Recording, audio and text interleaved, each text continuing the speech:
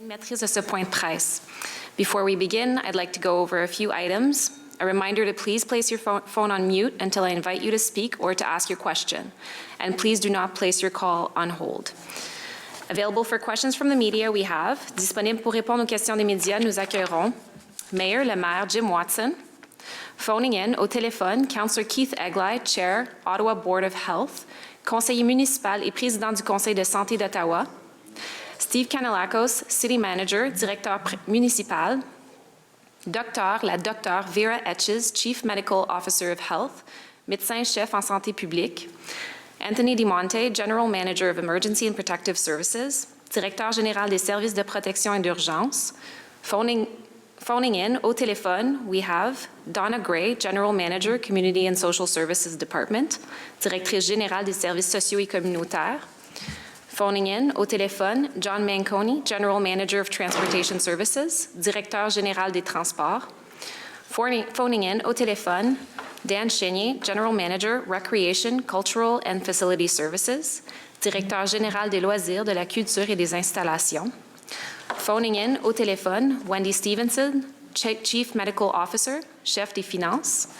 Phoning in au téléphone, Michael Morgan, Director, Rail Construction Program, Directeur du programme de construction du train léger. I will now invite each agency alphabetically to ask their question. You may ask one question with one follow-up.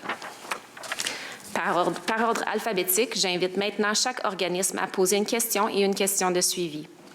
We will now start with Jason White at 1310 News. Hi there.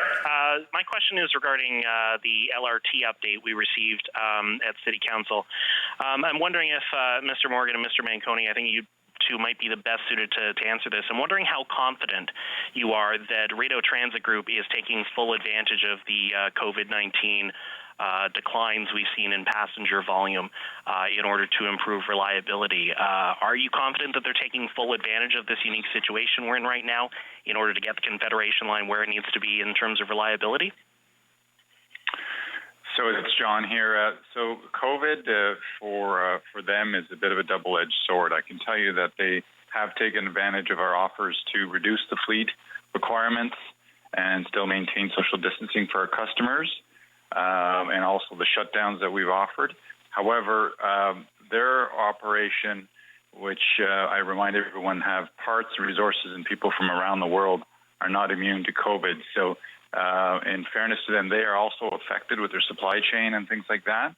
But they have taken advantage of the reduced fleet size, the shutdowns, and I would say they are taking the matter seriously because they are losing a lot of money on the operation.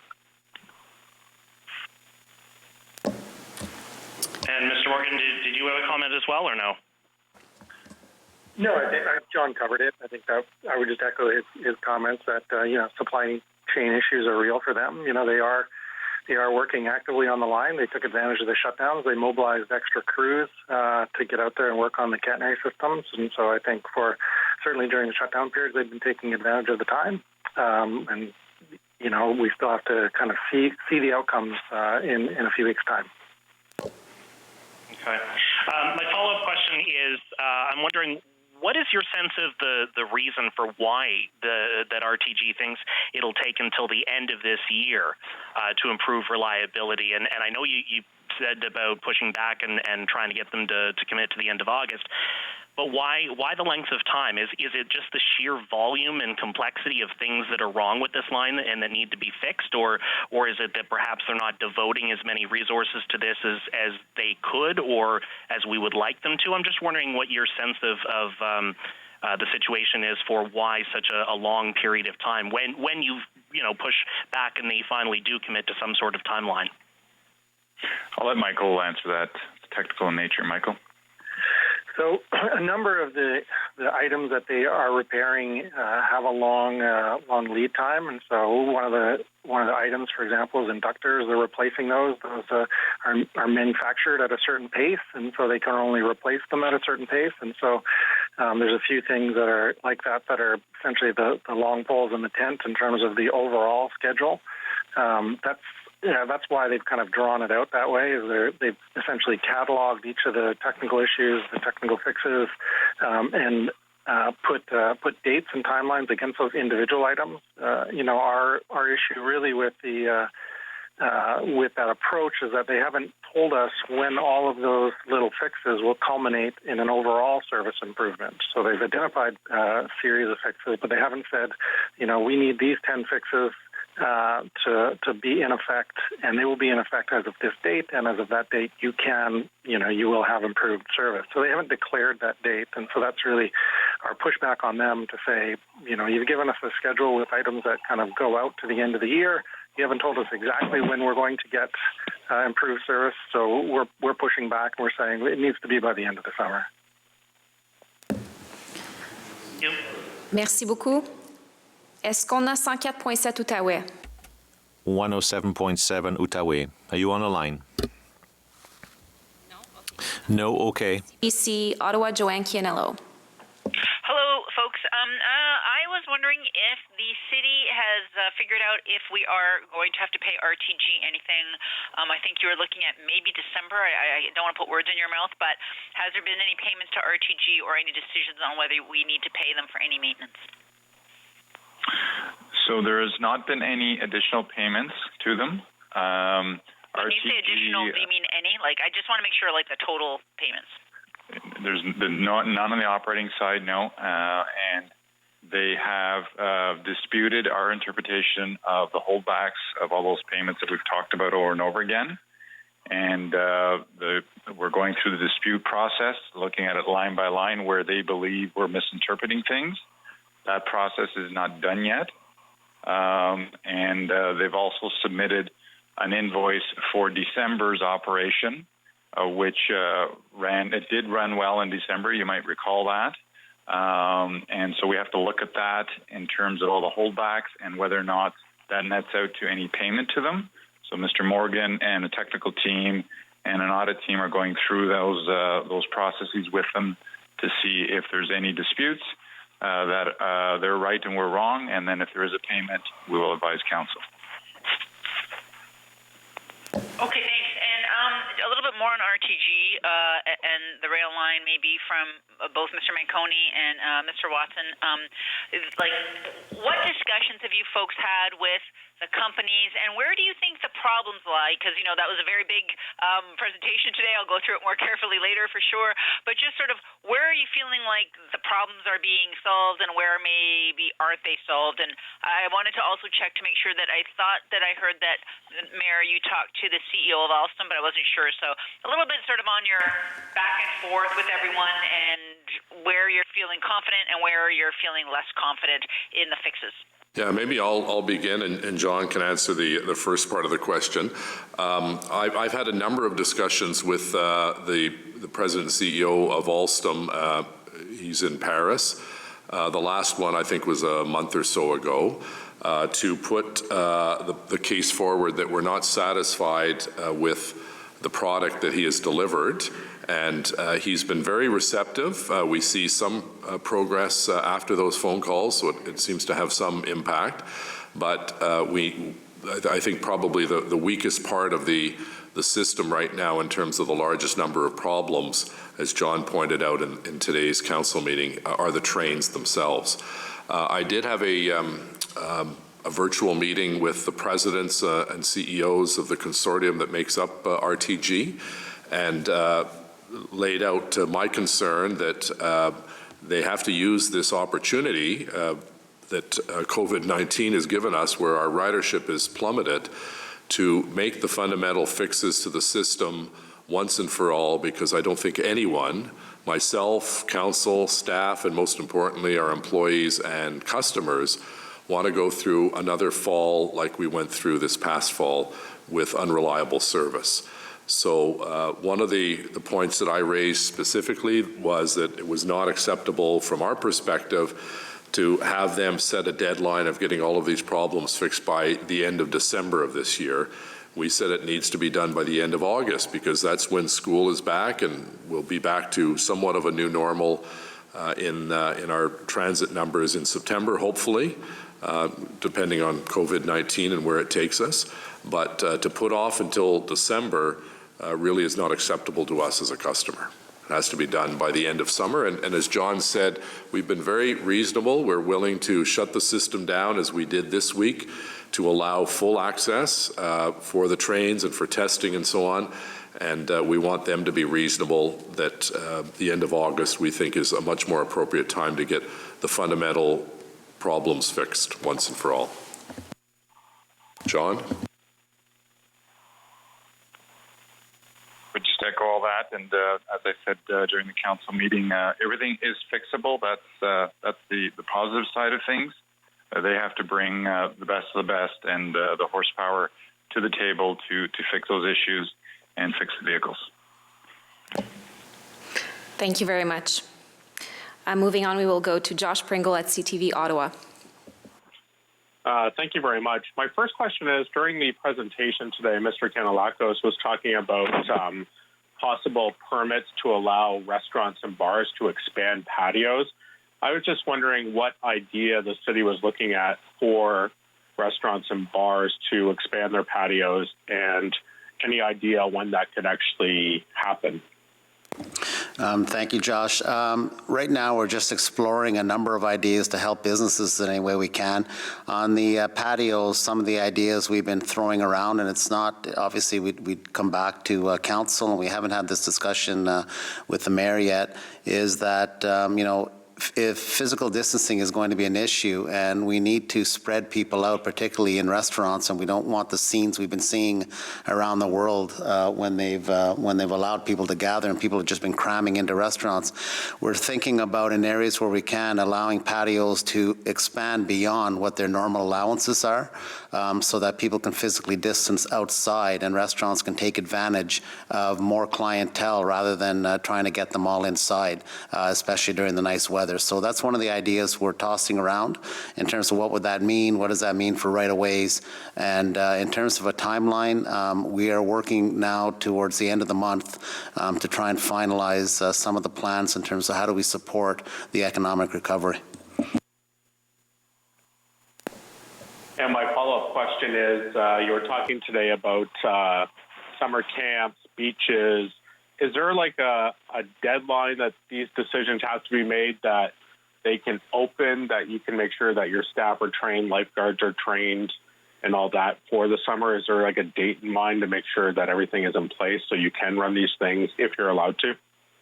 Yeah, we've been in contact with Parks and Rec departments with cities across the country, and we're all kind of the same mindset. If we don't have clear direction really by early June, it'll be very hard to maintain a program over the summer because, as you said, we have staff ready to come online, but to make all the changes we need to make to ensure that there's physical distance or whatever guidelines were provided by the province and from Dr. Etches, we need time to ramp up our programming, to ramp up the physical space, to get in touch with the parents and the other participants who want to get into the programs. So we could get pushed back into the first week of July in terms of starting anything. It seems to be kind of the best case scenario right now.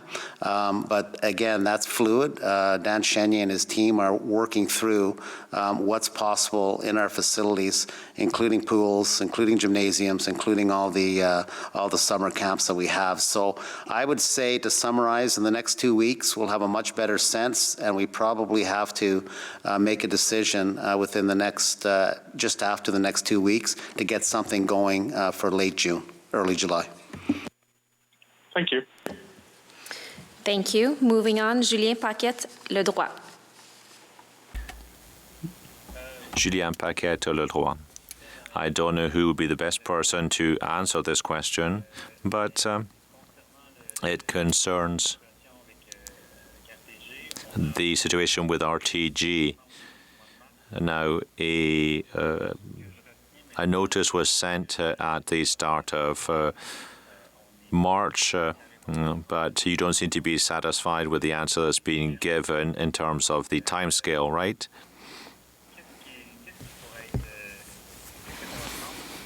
What do you think it'll take before you actually put your threat into action?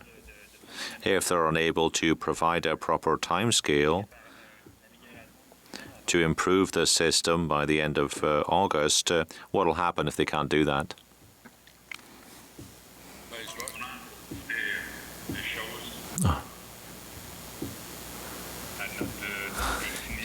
Well, we do have things available, tools available to us through the contract with RTG, but our priority right now is to work with RTG to see whether the work can be completed by August. If the answer is unacceptable to the city, we'll have to look at other solutions that the contract offers to us. But I can reassure you that we have brought a lot of pressure to bear on RTG. RTG is in a default situation, so it's a very strong position for the city. Thank you very much. And do you have a follow-up question, Julien? Yes, I do. On a different topic this time.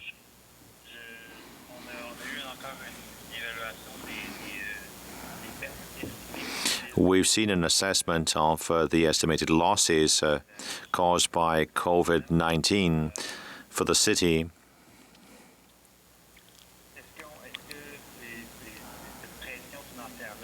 Is this financial pressure getting worse?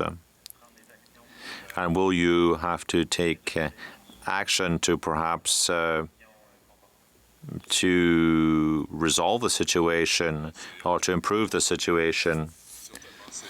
I'll start. Well, it's always a challenge for us. It's always a major concern. We're talking about $1 million in lost revenue per day. There aren't many passengers using public transit, for example. Ridership's down. The number of people using rec centres is down also. In June, our Treasury will be tabling a report, a detailed report on our financial position. We've provided a summary of the challenges already. For example, there are 4,200 people who are basically summer workers who work for the city. People who are hockey or skating coaches, for example, and some people who work on a part-time basis in rec centres, they've all been cut. Now, we're still looking for other costs that we can freeze or savings we can make. That's why today I tabled a motion to Council to ask the two other levels of government to provide money, to provide assistance to municipalities through a subsidy, because we're not able to actually do everything we're doing to fight COVID-19 without the support of the province and the federal government. Mr. Forward has said that he will help us. He said that today, apparently. And I've talked to Ms. McKenna from the federal government about this as well. And I attempted to get her support for my idea. We're continuing the dialogue with ministers in both levels of government because really we're not in a position to provide all the services we normally provide, plus the fight against COVID-19 with our own budget. It's not possible. Thank you very much. Taylor Blue. Hi. So my first question is actually about the new testing guidelines put out this morning, suggesting that anybody in Ottawa or any resident experiencing COVID-19 symptoms seek testing at one of the three locations where that's possible. I'm wondering, I guess, what's the maximum number of people that could be processed between the two care clinics and the assessment centre on a daily basis when it comes to testing? And I know this just came out this morning, but have you seen any kind of jump in people showing up at these locations in the last couple of hours? Thank you. The assessment center, when it first opened, was estimating that it could see and assess 400 people per day. Then, it calibrated to the demand, and, I think the hours were shifted, but the infrastructure is there to see up to 400 people a day if needed. The other two sites, I believe their infrastructure and the staffing levels allow under 100 people per day. But all of this, is going to be open to assessment in terms of what is needed into the future.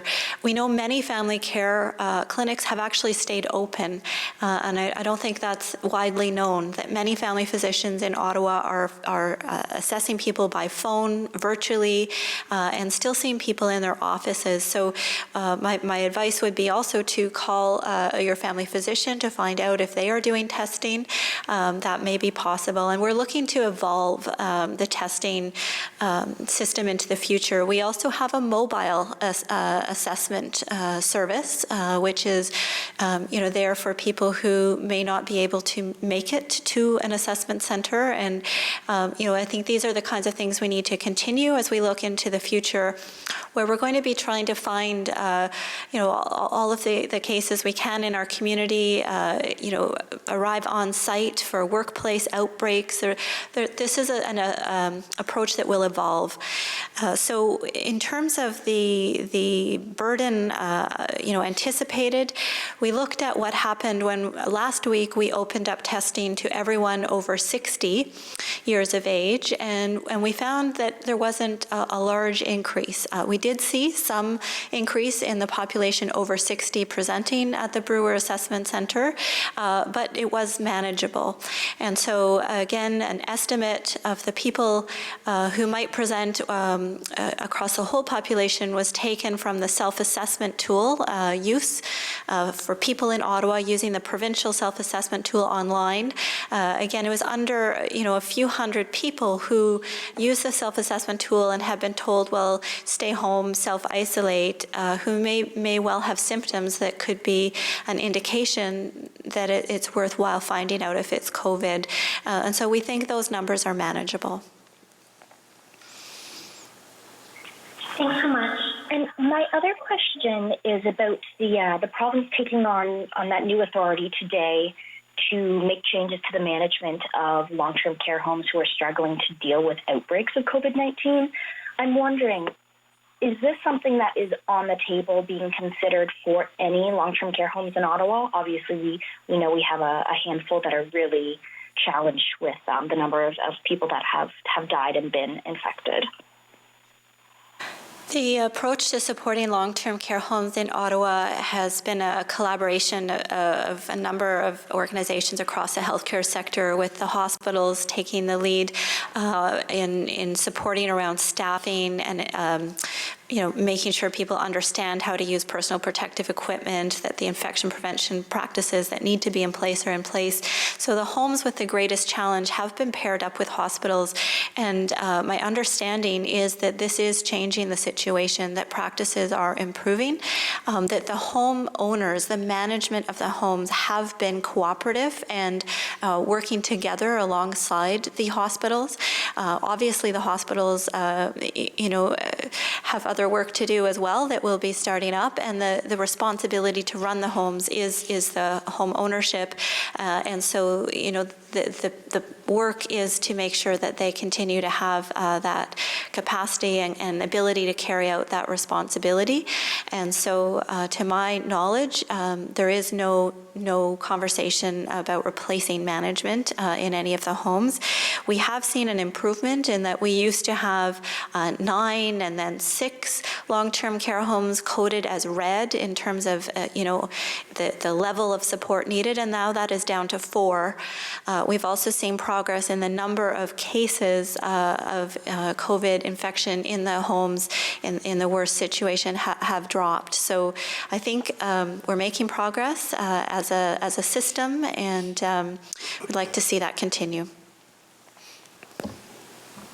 Thanks so much. Thank you very much. We will move on to Sue Sharing on the city from the Burbs. Thanks very much.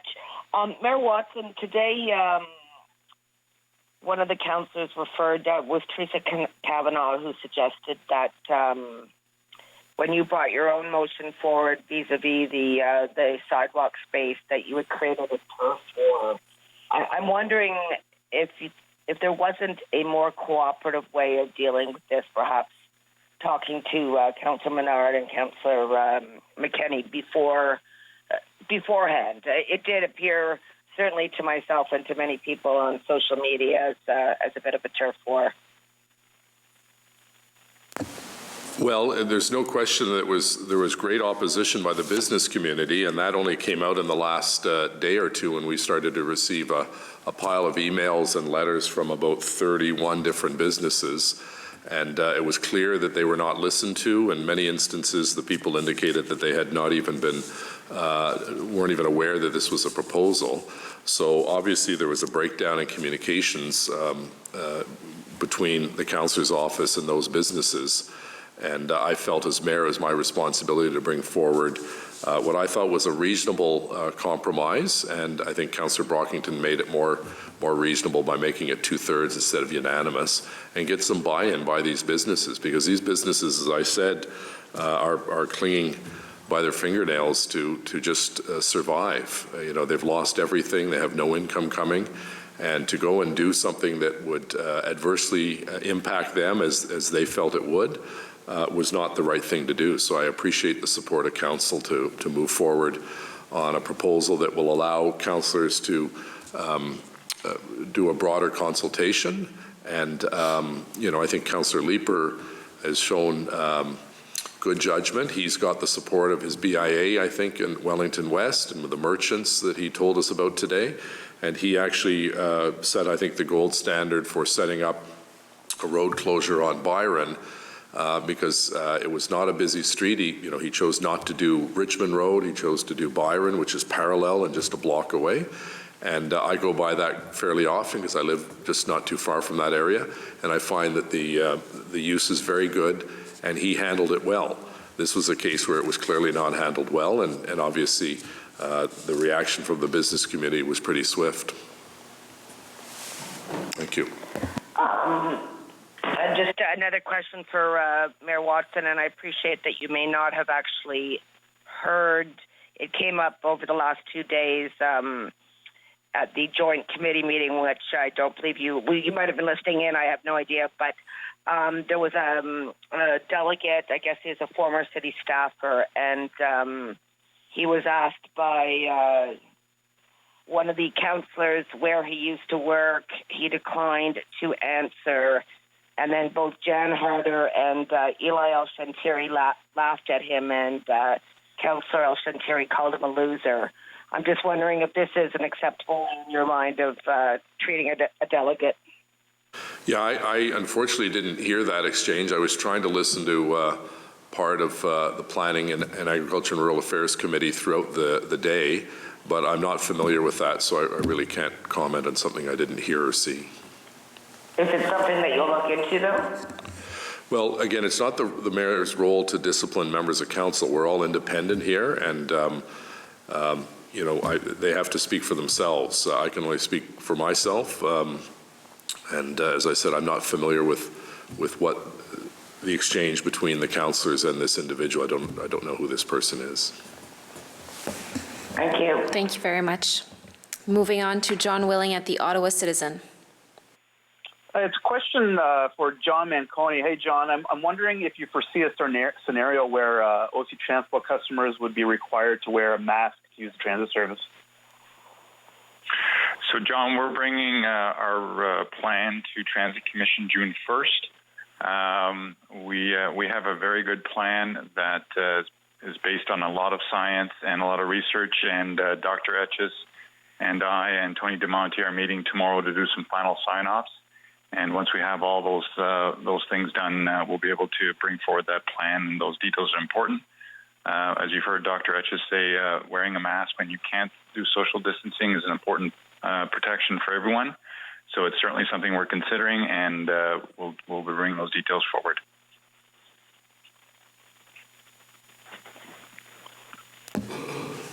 Thank you. Do you have a follow-up, John? Yeah, thanks, Kina. On a different topic, I think it's a question for either Steve Kanalakis or Dan Chenier. I'm wondering if the city is going to be bullish to rebook the sports fields when the province allows the sports fields to be used. And I'm wondering if the city has done any research as to what the rental market is for the field by organizations like ball teams, soccer teams, that kind of thing, when there would be essentially half seasons or less. Yeah, as I said in an earlier asked question, we're still a couple weeks away from figuring that out. It will all depend on what the guidance is from the province in terms of social distancing as they start moving into stage 2 and ultimately stage 3, which I'm not sure when that's going to come. So activities on fields and how many people can gather and organize sports and whether there's adjustments. I don't think organized leagues are any different from pro teams and how we're going to approach that ultimately. And Dr. Etches is going to be involved in that decision-making with her guidance, but we're waiting to see what the province is going to say. We're working out what those things might look like, just to be ready, because we want to be nimble and ready to go. We don't want to get caught flat-footed here.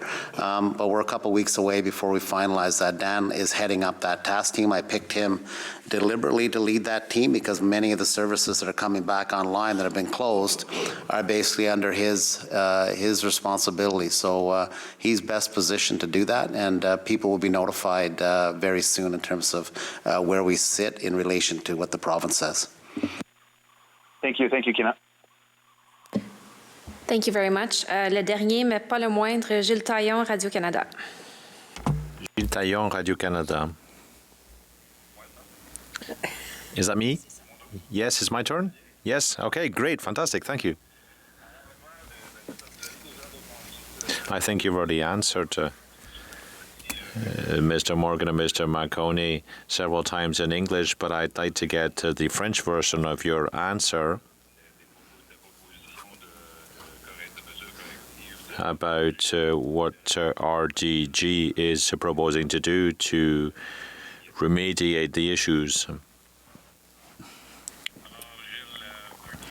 Well, Gilles, RTG has given a schedule of fixes. We're happy with the details, but we're not happy with the fact that they didn't give a deadline by which the system will be functioning at an appropriate level, a satisfactory level, if you like.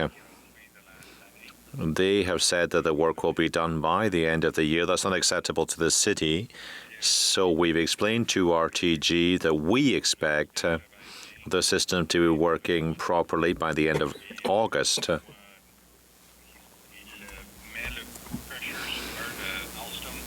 And we've asked them to bring pressure to bear on Alstom to deal with the issues facing the Alstom vehicles. Thank you very much. My follow-up question is for Mayor Watson.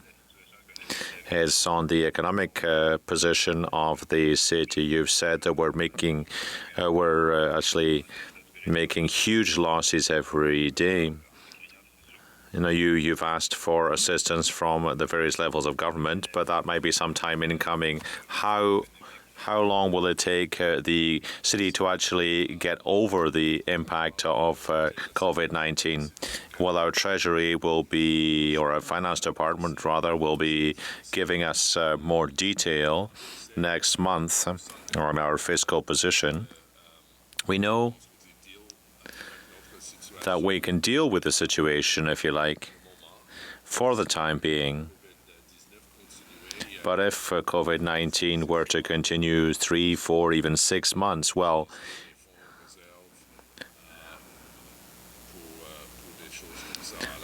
we won't be able to dip into our reserve fund for this type of thing.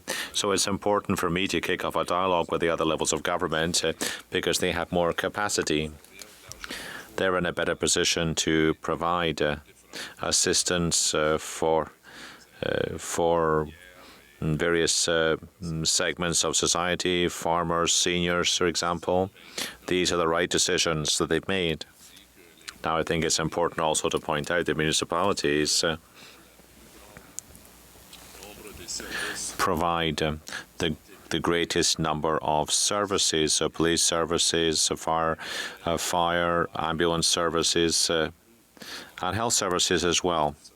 And we've seen costs evolve over the past 9 weeks. So we're not facing a crisis, not yet.